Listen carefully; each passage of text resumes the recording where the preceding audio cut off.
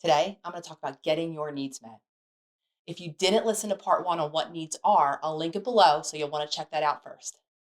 Once you understand what your emotional needs are, you'll want to start learning how to get those needs met. Here are some really important things to understand about emotional needs. One, people can't always meet them. This is the hardest part about needs. We really want the people closest to us to be able to meet our needs. And the reality is that isn't always possible.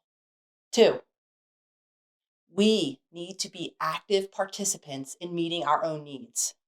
A core part of getting our needs met is practicing basic self care, knowing when we push ourselves beyond our limits so that we can have clear boundaries. Some of us have become really dependent on other people around us, and there's nothing wrong with that at all. Though it's important to look to others, but at the same time, we have to make sure that we're looking after and taking care of ourselves as well. Three, it is really helpful to create or to find a community of people. If we want our needs to be met, we have to have different people in our lives that we can turn to for support.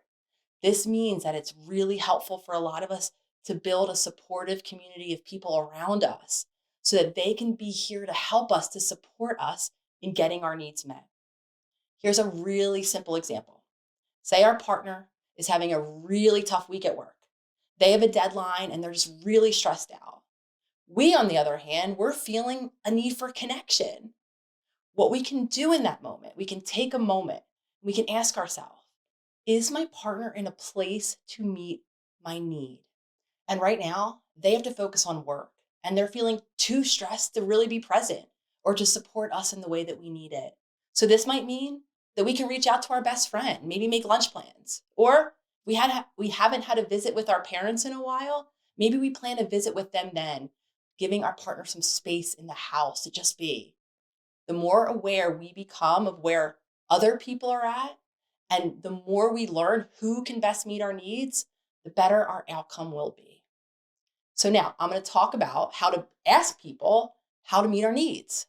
And for some of us, this can be really awkward because we're used to repressing or shutting down our own needs. We don't even think about our needs, let alone think we can ask someone to support us in them. Something we have to understand is that people are not mind readers. A lot of us have this belief that people around us, they should just know. They should just know that we have a need, we want support. They should know exactly how it is that we want to be supported. So it's important for us all to understand that no one else can realistically know that. All of us have different needs and desires. So what you might want, another person might not want that. They might want something different.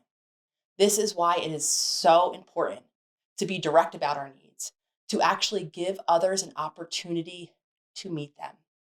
So here are some examples of directly asking for our needs to be met. So let's say you've been feeling distant from your partner. So your need in that moment is to be close, to feel connected, to be present. Here's how you can ask for that need to be met. It can be as simple as you saying, to your partner, I feel like we've both been so busy recently and I've been missing you. Can we maybe plan to do something with just us this weekend? Maybe even throw out a suggestion for what it is that you want to do, right? Directly asking, I feel like we've been busy. I'm missing you. This is what I need time together this weekend, and it can look like this. Here's another example. Let's say that you're really overwhelmed with housework and you feel like you're doing most of it yourself. Your need in that moment is to get some help, to be supported in the housework. Here's how you can ask for that need to be met. You might say to your roommate, your partner, your family member, whomever is around, I'm really overwhelmed with all of the chores around this house and I could really use some help. Can you take out the trash, finish the dishes, do the laundry, right? Insert in whatever support you need. Again, you're sharing, I'm overwhelmed with the chores. I could use help. More specifically, this is the type of help I need. It is much more helpful to actually say or name the chore, give the specifics of what you want, instead of just saying, you never help. Why can't you help me? We all define help differently. People are not mind readers. Another example, let's say your mom has been calling a lot and complaining about a member of the family, whether it's your dad, your sibling, whomever, your aunt. Simply, you don't want to be involved. Your need in that moment is to have a boundary, to not be involved in an issue that you're not a part of.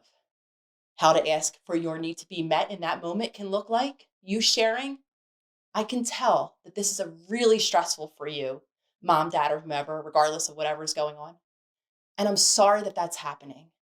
I think you should talk to them directly about this. I think you need to deal with this issue in that relationship and simply, I don't want to be involved. Here, you're being empathetic. You understand it's stressful. That's why they're coming to you with the issue. You're sending your condolences. You really wish that isn't happening. A lot of us wish it wouldn't be happening, but you're setting the boundary that you need. I can't help you. I don't want to be involved. Maybe you should bring this issue to them directly. So, as you can see from these examples that I gave you, you want to be direct, you want to be to the point, and you want to be flexible. Because remember, each and every time you voice a need, as courageous as that is, it doesn't mean that the person can actually meet that need. Which brings me to my last point. If someone cannot meet your needs, and if someone takes no interest at all in learning how to meet your needs, take this as important information or feedback. This shows you that this person isn't at this moment, for whatever reason, capable of meeting your need, of offering the support it is that you want. And so that they might not be the person to go to in the moments where you need that type of support. They might not be someone who you're compatible with emotionally in that way. Now, of course, you always get to choose who has access to you emotionally, who you connect with, who you let in to ask for support from. So using this as information empowers you to make the choices that you need to make sure you're setting yourself up when you make that courageous ask for support, that you're able to ask a person that can show up and give you what you need. I hope this was helpful, and I would love to hear from you in the comments. Are you comfortable knowing your need, let alone asking for your needs to be met? Leave it in the comments below.